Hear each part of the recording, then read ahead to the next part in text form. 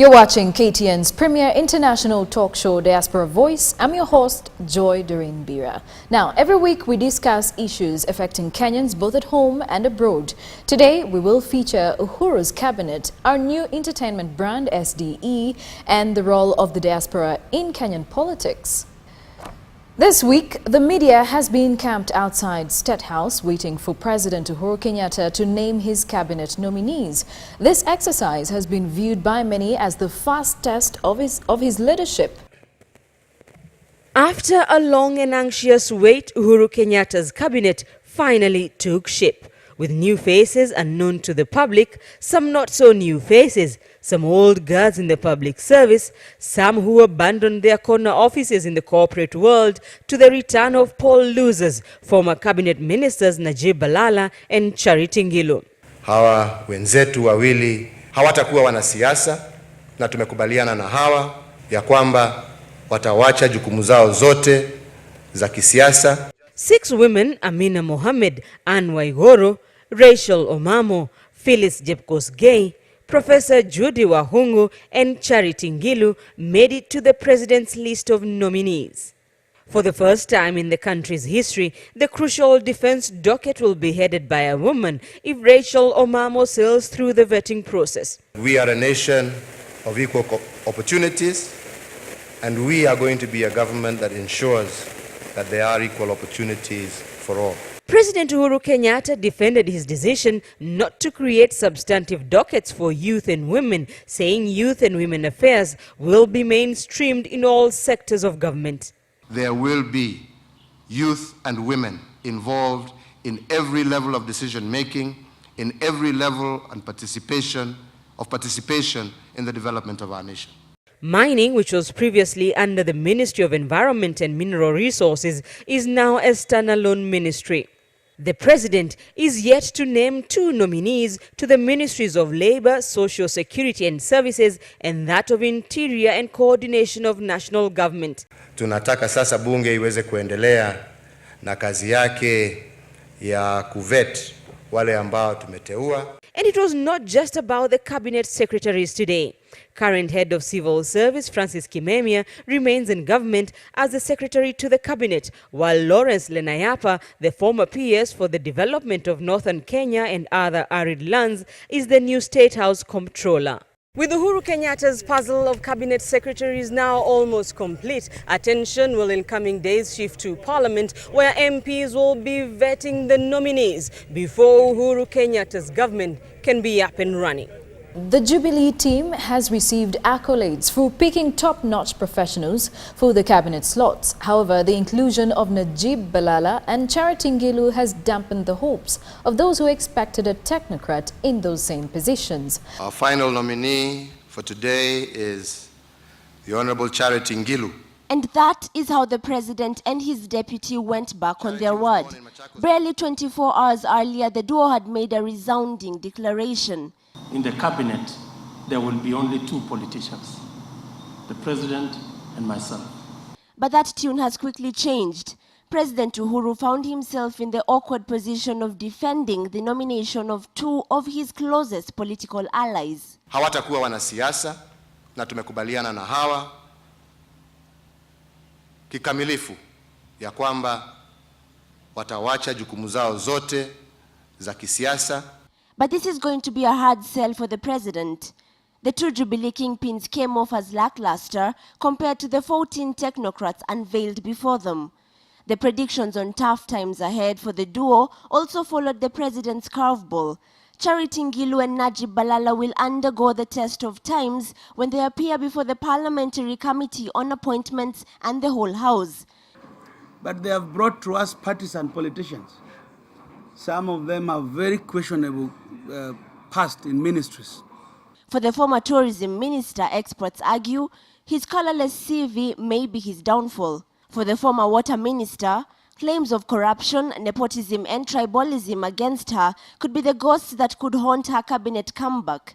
But while the president may have gone back on his word, the strong Jubilee numbers in Parliament could just be the ticket Balala and Ngilu need to sail through. Now, on a more encouraging note, Standard Digital on Thursday launched an online entertainment portal where you will get all your entertainment news, celebrity gossip, latest and exclusive videos, gospel inspiration messages as well. Joy Chalagat brings us an update on how the event went down.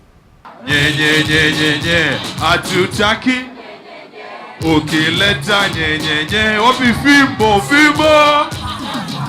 na wazee wakileta mabombombo fimbo ina Pulse. You can get the stories as they break.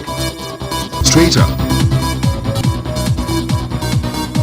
is Vithi and your favorite gospel show Tukuza, Standard Digital Entertainment on www.sde.co.ke. Experience it now. sde.co.ke, alafu tutakuwa unazipata kama zote. You can get the stories as they break. Straighter.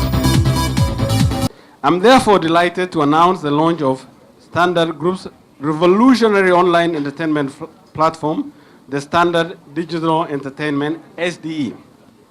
The aim of SDE platform is to give our digitally savvy audience, the 78% I talk about, a one-stop shop for all their entertainment needs. Diaspora Voice now takes a short break, but when we return, we'll link up with our US host, Chris Wamalwa, with an interesting interview on the role of the diaspora in Kenyan politics. Do stay with us.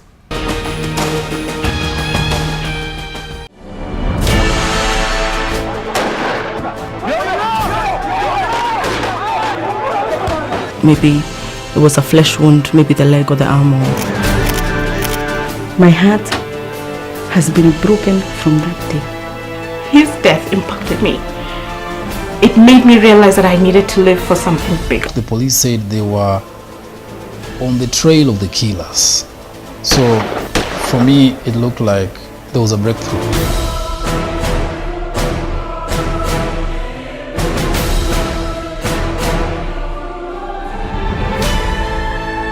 I wanted to kill the mother. This is Case Files.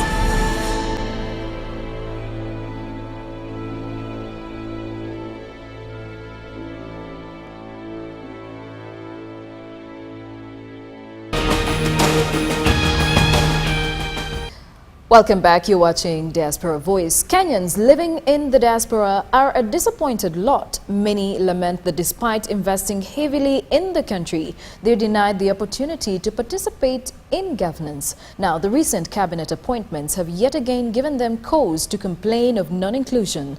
Let's now move to the US, where our correspondent Chris Wamalwa will shed more light on this topic. For things like even salaries and stuff.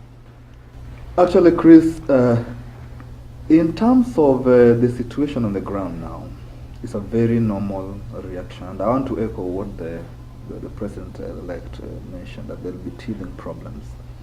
But at the same time, I think the entire leadership needs to make a paradigm shift in terms of thinking. There are a lot of leaders who are still suffering from the hangover of the yesteryears.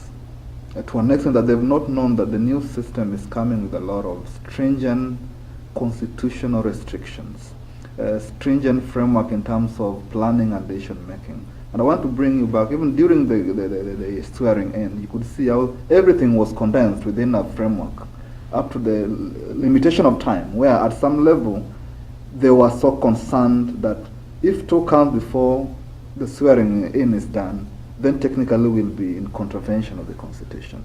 So I think the leadership, the new leadership, needs to come out from their old cocoon of thinking to the new realm of thinking, where they have to start realizing that we are no longer in the whole dispensation where the centralized system of budgeting was very practical, where all the resources would come from Nairobi, for example. Everything has been decentralized. A lot of things gonna change, and of course I really empathize with the government, the new government, because there's a lot of expectation, and they really have to manage the expectation.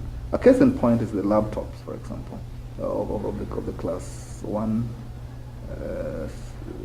children. It's a good campaign strategy, But now that they've taken the mantle of the country, they really have to practically assess the promises to fit within. And I'm seeing that within the first 5 years, they'll be doing a lot of setting the base. A lot will happen in the second term. Because within these 5 years, this is a new structure with new things. And if they don't set good framework in terms of fill this framework that has already been set by the Constitution by the respective relevant persons, it will be a vicious circle. And I think it's good that we are very vibrant and they're conscious about this, because it's being reflected in the respective manifestos. You went to schools in Kenya, you worked in Kenya, now you're here. The question that many people are asking and are pondering right now is, how can the diaspora be a part of what's going on in Kenya in just helping, especially their counties? You know, these days now, we're not just talking about Nairobi alone. We have the devolved system.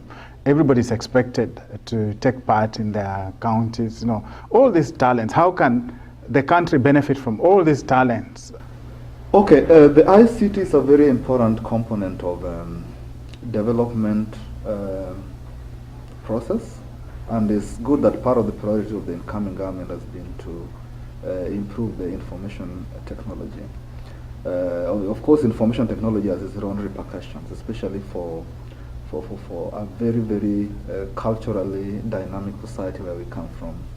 Technology, if not managed well, especially with the young generation, it can also expose to a lot of the dynamics that needs to be really looked into. Where our leaders, because of the way they are socialized, they thought that diasporans is an extension of their respective constituency. To an extent, if Uhuru was coming to, for example, to the US, it would come as an extension of a constituency back in Gatundu. If maybe Raila was coming, then people would look at them as an extension of a constituency from home. Diasporans have different unique problems and unique solutions to the problem. And until we live beyond the manipulation of some of our leaders, especially the MPs and the governors, we might be victims of the same issues that has been a challenge in the country in terms of tribalism and the parochial interaction of the respective leadership. After the elections, many people are wondering, in your own view, will the diaspora have voted differently from how Kenya voted? Mr. Chris, I would say yes and I would say no.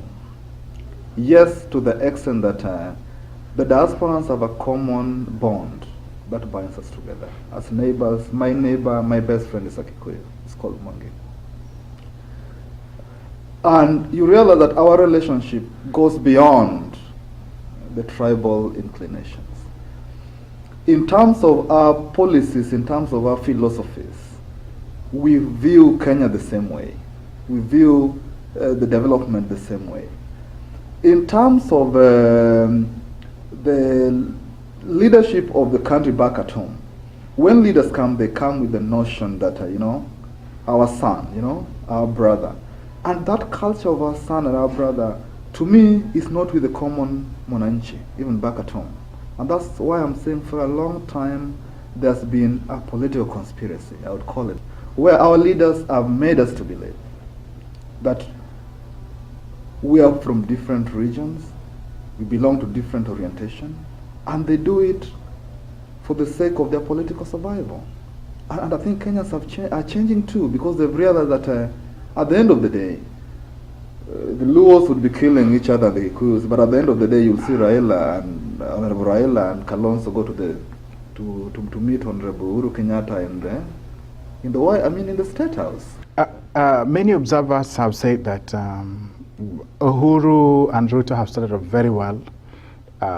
From the pronouncements and from this, the kind of structure that they've put in place in terms of the cabinet, there's all the indication that these young leaders may just surprise Kenyans. There's a sense of commitment to transparency. There's a sense of commitment to, having a government that works for the people. How do you see the diaspora fitting into this new leadership in Kenya? Two things. Brother Wamalwa, political process is a contract between the governors and the people being governed. And because it's a social contract, the diasporans must also sign a special political and social contract with the government if you are to get any meaningful or any structured development agenda, lest we might just be irrelevant. Because, Chris, look at it this way. When the prices go up back at home, my mother, my father, and my family sibling will get the hit. And indirectly or directly, it affects me. That's right. So we are part and parcel of this process together.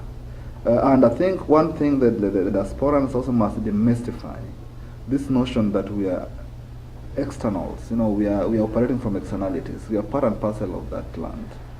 So when we go home, sometimes we also set up, a precedence of being visitors. We are so much of visitors.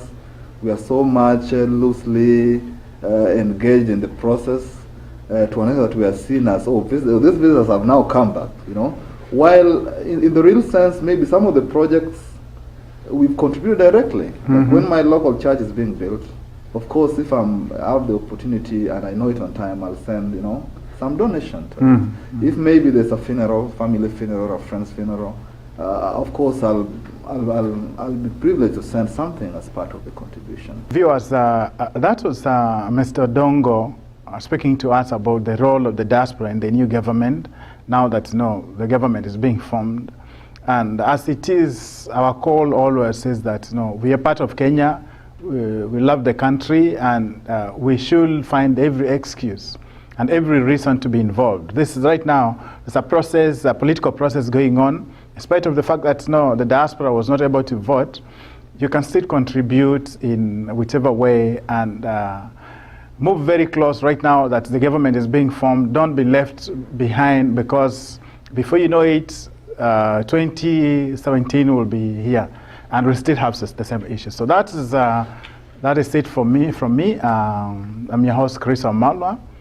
See you again in our next episode next week. Thank you, Chris, for the interview. Now, we're looking forward, of course, to hearing from him next week. The Diaspora Voice team values your contribution on this show. So if you would like to participate or take part or share your views on the show, you can do so by emailing us on diasporavoice@standardmedia.co.ke. You can also connect with us on Twitter and Facebook using the details at the bottom of your screen. Thank you for watching. I'll see you next week. Until then, I'm Joy Doreen Bira. Have a great weekend.